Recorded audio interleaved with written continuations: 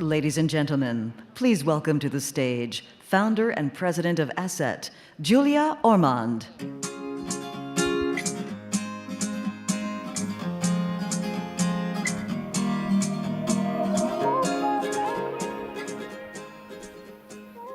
Hi. I want to thank Concordia for working on their campaign against labor trafficking. I'm here today not as an expert on supply chains, but an expert mom, maybe not the best mom, a prolific consumer, not always the most ethical, and a volunteer. And I was invited here to talk about enslavement, but what I want to talk about is freedom. At Asset, we envision a world without slavery, where every worker and survivor finds their place in the global workforce, fulfilling their birthright and potential as a true asset. Asset is an advocacy NGO founded in 2007, dedicated to reducing and stopping enslavement and trafficking before it starts and delivering human rights. We believe in changing the system. Asset is the source, co-sponsor, and convener of the Transparency in Supply Chains Act, designed to end slavery by delivering human rights to workers globally and amplify solutions in the space. Freedom for all starts with access to human rights for all. That is how we give us all a minimum baseline of equal opportunity. It means people living safely, working with purpose, whether mining, farming, weaving, or engineering, making healthy, safe product for us to live off. It means people achieving respect and dignity. Freedom realized for us all is healthy, thriving people on a healthy, thriving planet. For every one person forced into the sex trade, 4 people around the world are forced to work. As a source of this legislation, and with collaboration with Unseen UK to upgrade and include this legislation in the Modern Slavery Act, we believe we have unique insight on how to leverage a new market economy to end slavery and drive the impact that is the promise and potential of transparency. A deceptively simple bill can be derailed if we can't measure our progress, which was the point of it, and random disclosure agreements across the planet can disincentivize fast. So what did TISC achieve, if anything? It's hard to accurately evaluate. Just as when people say, is this problem getting worse, or is our ability to track it, trace it, and measure it getting more sophisticated? It's really hard to be definitive or prove causality over correlation. But I still believe that transparency is a means to a positive end. I believe it did enable companies to break illegally enabled denial within a system. It did enable people to start a better conversation, even if a horrendously dangerous one, a frightening one, and one that we should be there with them, helping them. A month before the law was passed, our baseline said that over 70,000 concerned consumer emails to 780 brands had generated 58 brand responses. That was not a failure, it was an indication of the degree to which companies controlled the narrative. Today, as a result of Transparency in Supply Chains Act, California and the UK, 14,000 brands have given us disclosure.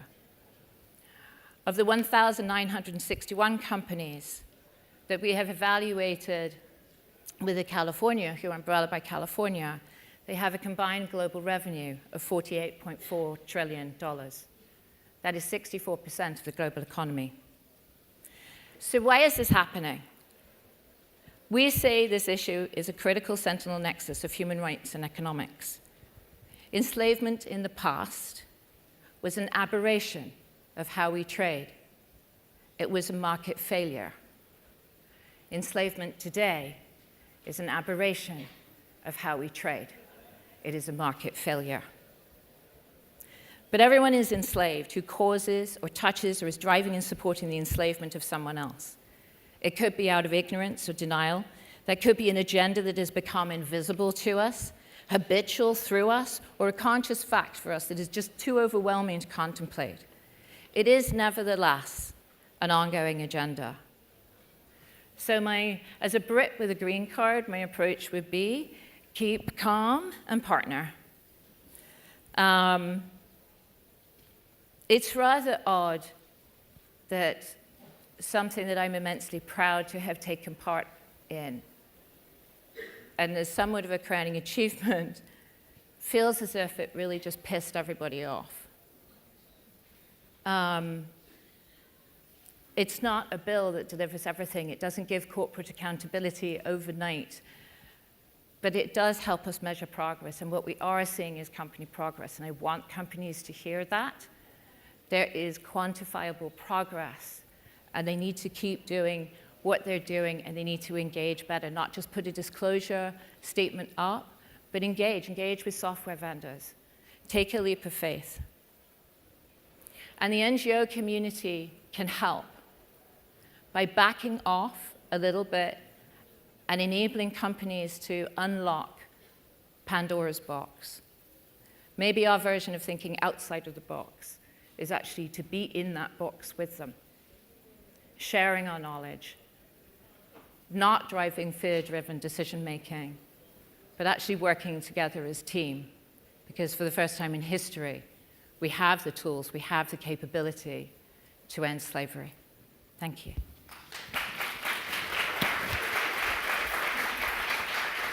Ladies and gentlemen, please welcome to the stage the founder of the Cherie Blair Foundation for Women, chair of Omnia Strategy, and Concordia Leadership Council member, Cherie Blair, and our distinguished panel. Oh, this is how it starts. Lightning strikes the heart.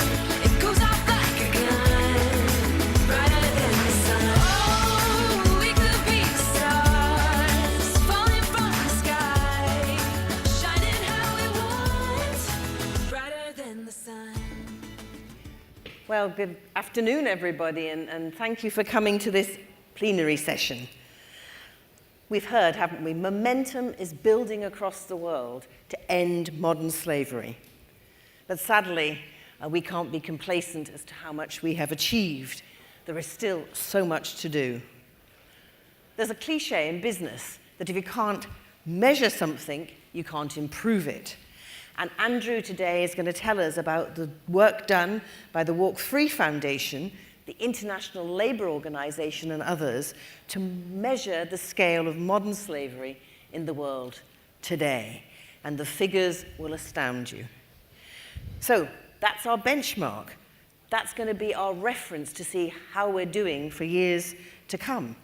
But if we can measure slavery, then we have to do something to deliver radical improvements and indeed work towards the elimination of slavery. Because business also knows you have to have a target so that you know what your aim is. And our target is quite simple.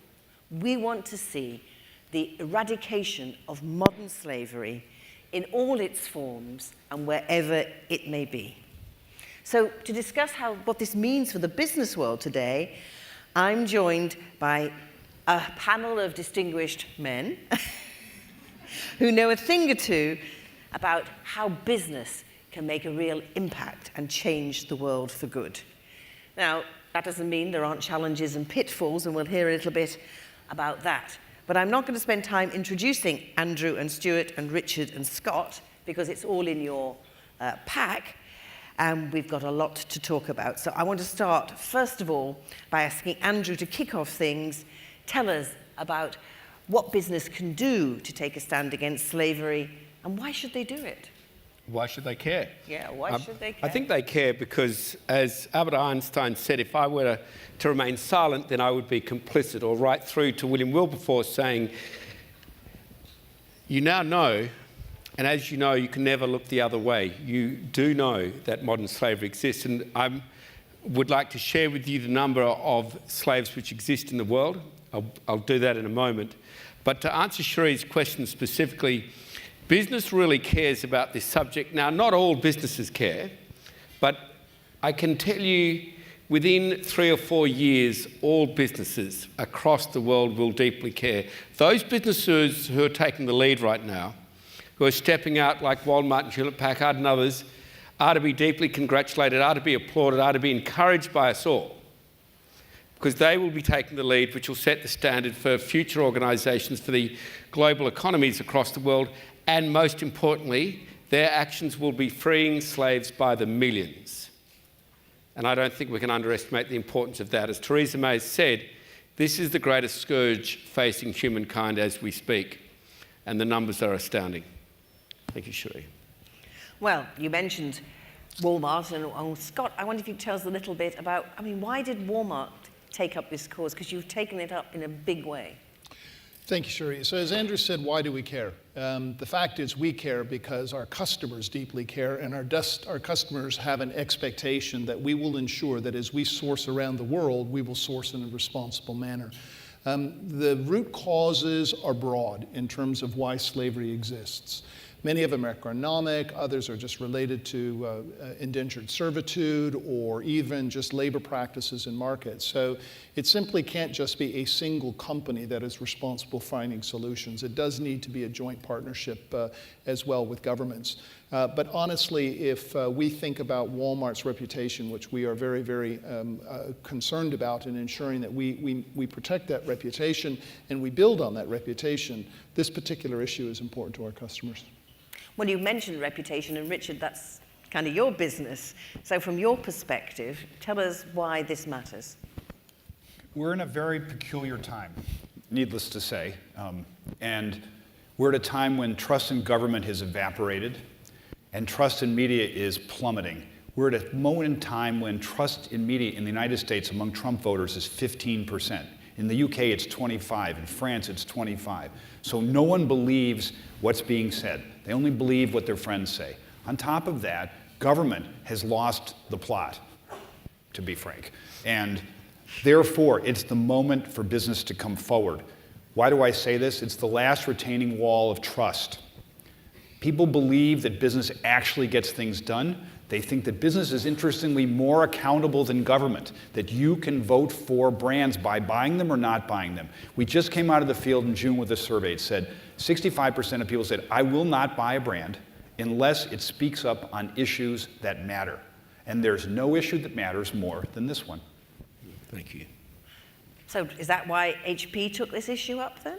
Well, we partner, for example, with Walmart. We're a big supplier to Walmart. But I think we care, as Rich said, it's the right thing to do for our customers, both in the consumer side, but even on the business side. Today, we have over $3 billion worth of contracts that get quoted, and we're asked, what are we doing in this area? How are we, enforcing human rights? How are we enforcing fair labor practices? And we have to report on that. Now, the good news is we've been doing this since 2014. And I think we feel good about using a supply chain that will not use commissioned workers. In other words, workers who had to pay to get a job. They don't work in our factories. We don't do things that way. We ask our contract force to hire directly with the labor pool so that nobody winds up paying money and then giving away their passport and not being able to go work where they want to. So it's just better labor practices. We get better product out of it. We get happier workers. And our customers, both in the consumer space and the business space, are responding to what we're doing because it's the right thing to do.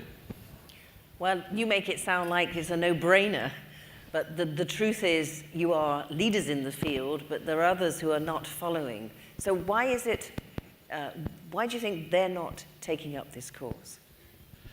I think all we can do, we as businesses get to decide how we want to illustrate our values. And we're happy, as businesses, to share what we're doing. I think we want to be totally transparent on legislation, on how we monitor stuff, and just give it away. Because this is not intellectual property for us. This is just the right thing to do. And I think the more people we can tell, the more we participate in events like these, I think the word will spread. And to Richard's point, people still want to trust the businesses they do business with. And the more we can communicate that trust, I think the better off we all are. Well, Scott, so it's easy, is it? Oh, good Lord, no. The topic, I think, Cherie, earlier you were saying, this issue is insidious. And the more you shine a light, the deeper it goes into the supply chain, and you have to follow it all the way to the end. So if I were to use the example of Walmart, we sell a lot of shrimp. And I can tell you that we audit, and we're very clear that in our shrimp processing plants, we have absolutely no slave labor. But the fact is that they're acquiring from farms. So we go to the farms, and the farms we ensure do not have any slave labor. But what we discovered was the feed used to grow the shrimp is coming out of some level of slave labor on boats. So we go down to main vessels and we work in terms of auditing, we put technology and cameras in them, and then what we discovered is in the middle of the night, secondary boats were coming in and selling this trash fish. And that's where we discovered there was a lot of slave labor, and we're working through that process. But you can kid yourself when you just stop at that processor and say, I am actually not supporting slave labor. But you have to go to the very root cause of all of your supply chains, which is why when this number is finally revealed, it's shocking, because they're not visible. No one, I think, visibly seeing slavery would feel comfortable with it. It is, in many cases, very invisible. But then, Andrew, I mean, that sounds like a terrible burden on business. How can businesses guarantee that bad things aren't happening somewhere around the world? Well, I think it's a great question with a simple answer attached to it. Business can't. Yeah. There's no way business can act on this issue effectively to end slavery on its own. You've got a number on the screen now of 11 million. That's already bigger than many small countries. If it ever gets to 2, that's going to be bigger than the entire nation of Australia.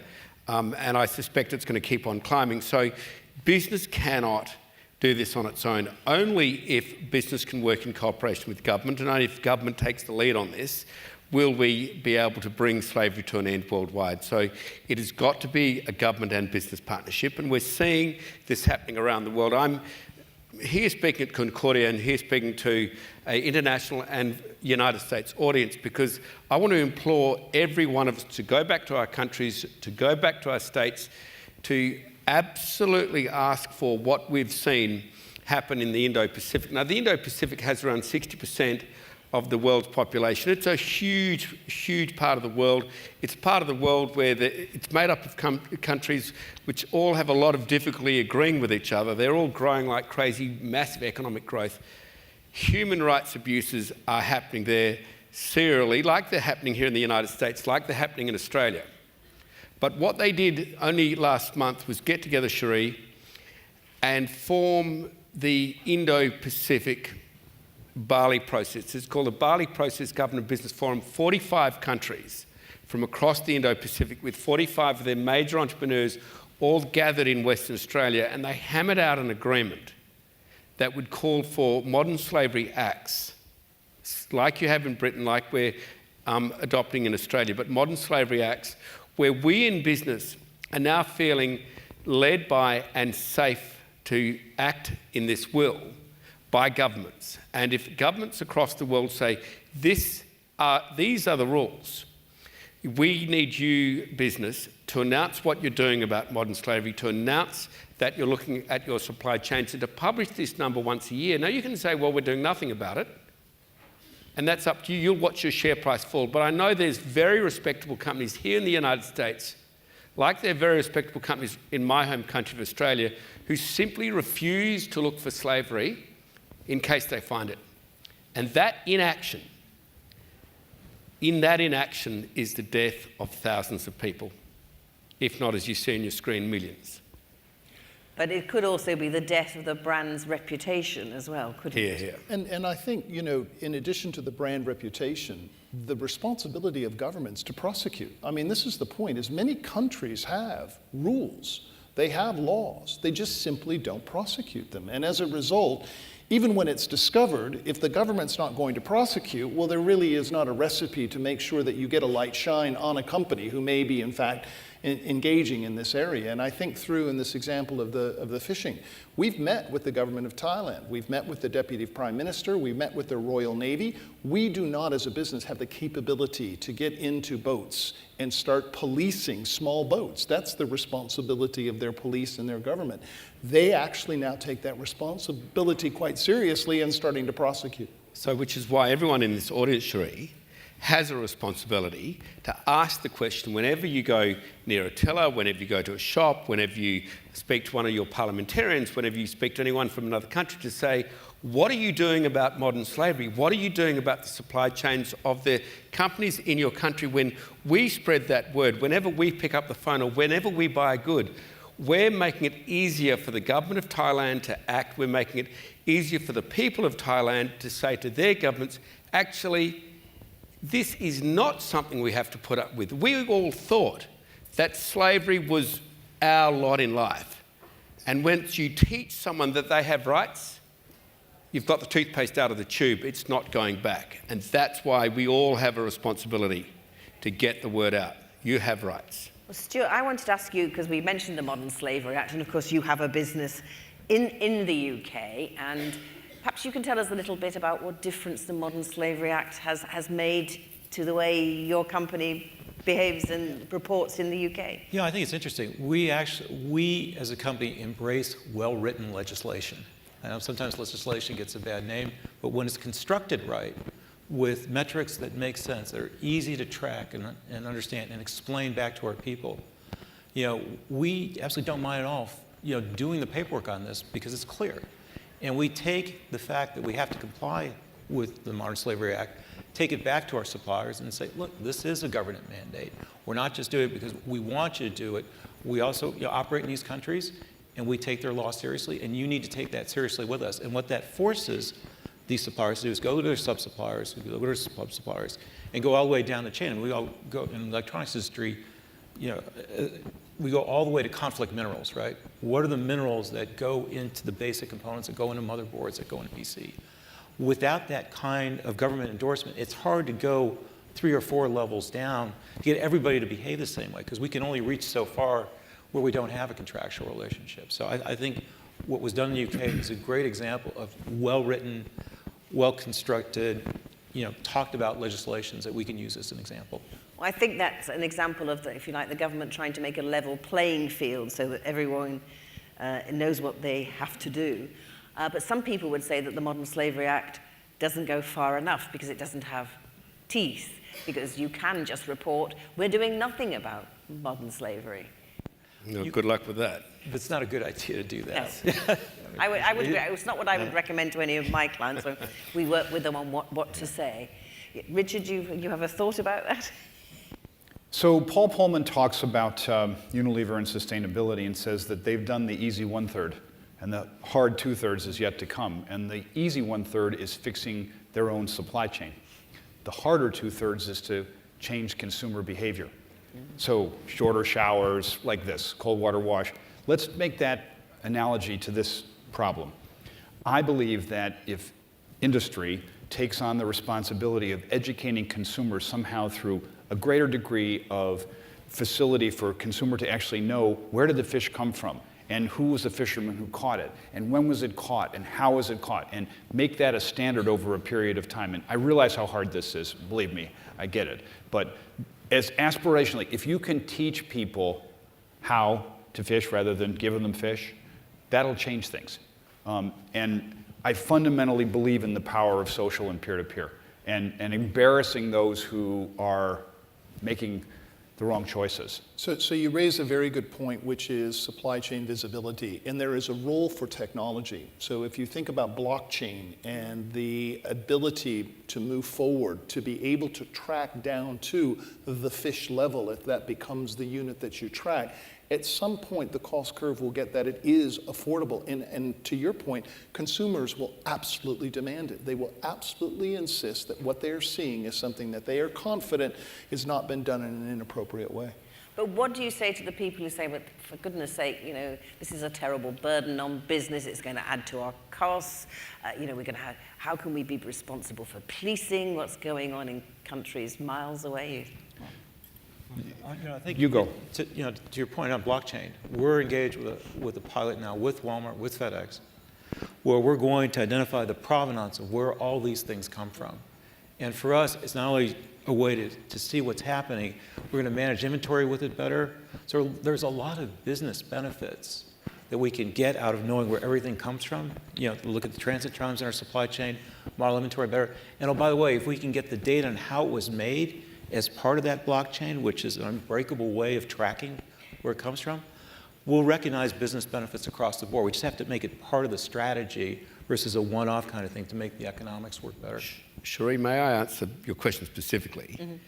Complying with the British Modern Slavery Act is an infinitesimally small cost. Yes. I mean, if you're not doing it, then you really shouldn't be in business. So in the hundreds of businesses which I've spoken to, particularly in Australia now as we're adopting our own Modern Slavery Act, they're saying, well, it really isn't a measurable cost. Now, if governments don't lead correctly here, it'll become a very major cost and a complete burden to business, and consumers in this room will start paying a major price for it. It doesn't have to be like that. The Modern Slavery Act of Australia, we're going to try and make as replicate as possible on the British system. There's so many companies in Australia and Britain and North America who do business in both those markets. They file for the Modern Slavery Act in Australia. It will comply with Britain. In the Indo-Pacific, those 45 countries I spoke of, they all went and voted to bring back to their countries modern slavery acts. Now, if governments don't act responsibly, then they'll have 45 different modern slavery acts. Now you're setting up a major department. Now you are incurring millions, if not hundreds of millions of dollars worth of costs. But if we have a simple modern slavery act, which is replicate across all those countries, very similar to Australia, very similar to what I believe is very necessary here in the United States, very necessary, like we have in Britain, then we file for one and we can file for all countries. That is not costly. And I think you had a view that when you actually were looking in your supply chain, there were actually some hidden benefits from taking out the corruption and the middlemen that were focusing in. So I think both Andrew and we have found that, you know, the lack of visibility creates costs that you really don't understand, and that in fact when you strip back and move into a much more transparent, where you cut out middlemen and you go very direct to workers, you find not only are you able to ensure a living wage is paid that's competitive, but you remove the environment and the recipe that creates that environment of slavery. So the idea that in many cases slavery is a reduced wage cost to a business, I think is a bit of a false argument. I think in many cases, your wage as a percent of cost could actually be exactly the same. You've just stripped out the unfairness. Can I perhaps give an example? Sure. We, ladies and gentlemen, found slavery in the supply chains of my own business, the Fortescue Metals Group.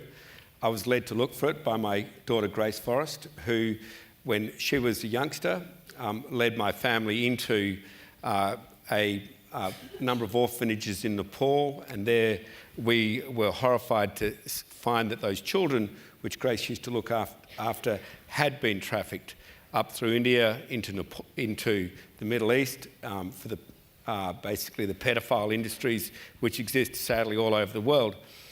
And when that led me to think, well, I've got to really start putting time into this. You know, I'm empowered to be able to do it, so I have to do it.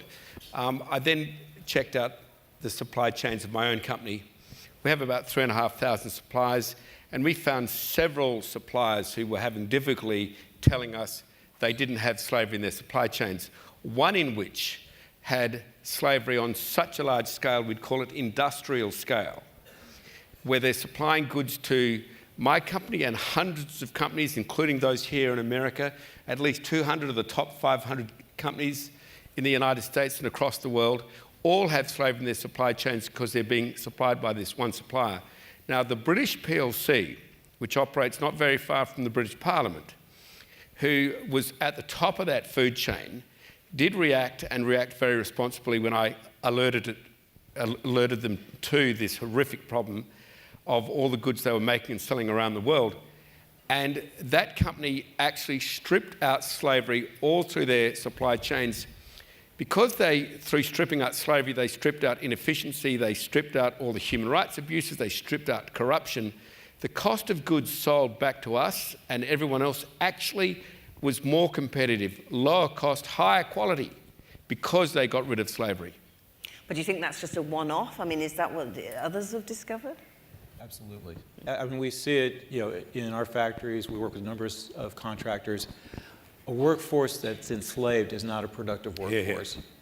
You know, a workforce that is there on a fair wage, not feeling like they're obligated, not feeling that they have to stay because they don't have their passport anymore, getting trained, are just they're going to do higher quality products than, you know, Walmart demands we, you know, supply at the highest possible quality, lowest possible cost, and we can't get there with a workforce that's not motivated to do that day in, day out. I think a very important development for you is somehow to get to the emerging family-owned businesses that are coming from Asia and Africa. McKinsey says that 80% of the next billion-dollar companies are going to come from those two regions, and they're going to be mostly family-owned. And you could say this from Walmart, because you're starting to get, in your markets like China and others, a lot of local brands coming into the supply chain. That's a tremendous opportunity, partly because family businesses actually theoretically are more keen to preserve reputation even than the big companies, because it's their name. And so we really have to get focused on that emerging growth sector for compliance. Do you find any pressure from investors about this? I mean, is this something that investors are concerned about? Is this something you're asked about? I think now more than ever, you look at the Dow Jones Sustainability Index, which we're part of. You look at funds that are based on sustainability that come to us and evaluate our efforts based on how much we're doing there. So our investors are asking about it actively now, because they're putting money. They don't want to see a brand go south. If they don't have the right protection in place, they're the ones putting their money at risk if something goes wrong. So they want to make sure we have the control systems in place and the desire to want to go do this. So it's not just about, do they have a practice? They have to be serious about it. So we, in our investor relations meetings, we talk about it. And what about NGOs in all this? I mean, we've talked about governments, we've talked about business. What about your relationship with NGOs? Have you found that helpful? Or? I think, like many things in life, out of the pool of NGOs, there are the helpful actors who truly want to collaborate in a meaningful way to make change, where you are motivated and rewarded to do the right thing progressively. And then there is the opposite extreme, which is cynics who professionalize in attack mode, and it's very difficult to deal with those. I think, when you talk about, for example, the Bali process, that is an environment that I think business is welcomed and feels empowered to be able to talk warts and all on the starting point, make those commitments to change. It is never ending. There will be levels of this as an issue for years to come.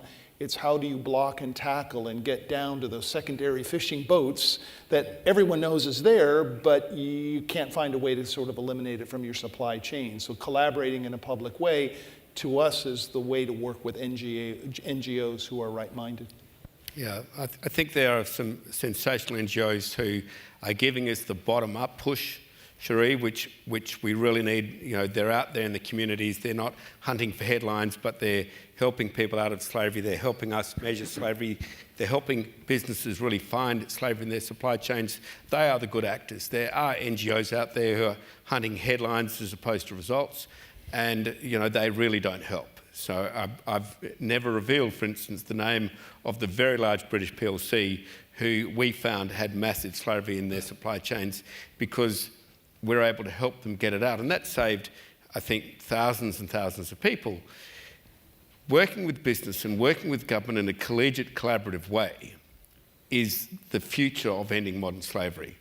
Going in and trying to punish businesses or punish governments just ensures we have a continuation of what we've got now, which is an illegal industry which, since the days of Abraham Lincoln to William Wilberforce and the criminalising of slavery, all it did was drive it into the corners. It deregulated the slavery industry from where, in the dark corners of communities and companies and governments, it has propagated. So to switch that around and say, actually, this is what we, the consumers, want, this is what we, the public, want, this is what we, as governments, want, shining a big, bright light on it. NGOs can help us do that and then help us end slavery. But isn't there a tension here, really? Because on the one hand, you have the government, state of California, or the British government, or hopefully the Australian government, telling businesses that they have to control their supply chain. But on the other hand, you have the countries from which your supply chain come, where governments often turn a blind eye, or maybe even be actively complicit. Let's not forget that governments have huge supply chains as well. Yep. They've got to get off their tails, not just private business, government business. So how do you draw the line between what is the responsibility of business and what is the responsibility of government? I think business has to step up right now. I mean, if you look at trust levels of government in developing markets, South Africa, Argentina, Brazil, we're in 15% trust levels. So the gap is 50 points between business at 60 or 65 and government at 15. Now's the time for business to step up. It should not wait to have to be obliged through law. Business should do it voluntarily, propose good legislation, start to comply on a voluntary basis, and lead. Because so many governments are so, frankly, in such a bad state that they're hardly governing. I mean, we're not talking about, your country, which has its own issues, but, listen, But there is a sort of legitimacy issue there, and also Sheree, I'm sorry to interrupt. 40.3 million people have been assessed by the Walk Free Foundation's Global Slavery Index in partnership with the International Labour Organisation, the ILO, the first collaborative number in history, as the number of people who are enslaved as we speak. As we exist right now, there's 40.3 million people incarcerated without any legal rights in slavery. This is why we're here. I think just to let you know how conservative that number is, the leading academics in the world and the Gallup organisation on behalf of the ILO and behalf of Walk Free's Global Slavery Index has assessed the number of people who have been enslaved or either enslaved in the last 5 years. This is a very conservative number, ladies and gentlemen. That number climbs to 90 million. In other words, 4 times the population of Australia. 40 million of that number are enslaved as we speak. But I go back to my point, that's a lot of people. Business alone cannot be held responsible for that. There has to be surely partnership. I mean, you as a business can't actually, as you said, Scott, you can't go and board a ship, can you? Well, I mean, it's a compelling number for societies. I mean, when I heard the number this morning, it was just astounding because it is larger than many countries. And if you think about the traditional sense of, slavery with shackles and all of the sort of, human misery that goes with that, it must start with consumers who demand it, governments who ensure. I mean, it is an ecosystem that has to be created because no single government, no single company is going to be able to address this issue alone. But I think businesses can also band together. We're together with Walmart on a group for responsible recruiting, right? And if businesses, it's a non-competitive thing, right? We can reach across all the customers we do business and say, join this coalition with us. It's the right thing to do. And I think if businesses scale across each other and present a united front, like this is what we want, whether you're in groceries, whether you're in personal computers, whether you're in clothing, it doesn't matter. All businesses want that. And the more we can share across businesses, I think the more forceful we can be with governments and the more we can tell consumers, hey, we're there. As businesses, we're responsibly there. I think that amazingly, we see that figure, 40 million, and yet actually everyone here has been very positive and very optimistic that actually we can do something about that. Yeah, exactly.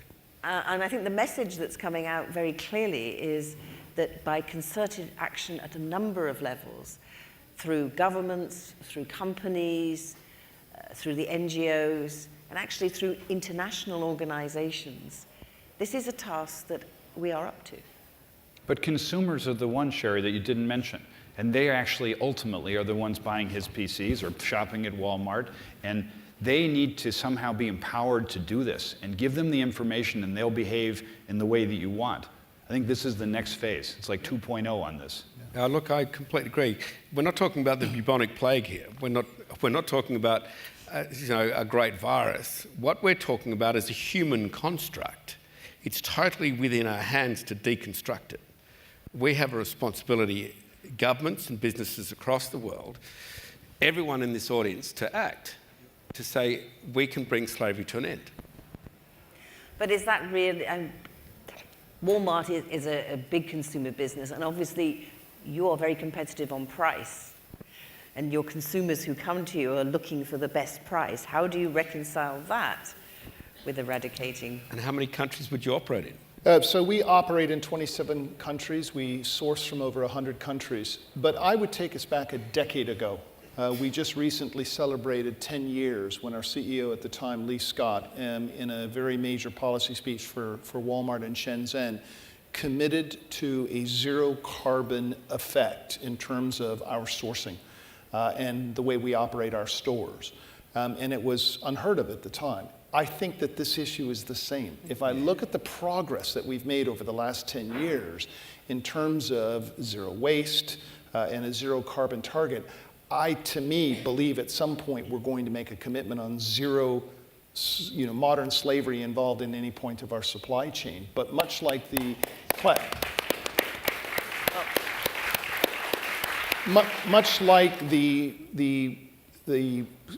sustainability and the carbon commitment, there's tracking has to come. There has to be some mechanism because we alone are not going to be able to do it. We do need to create this ecosystem.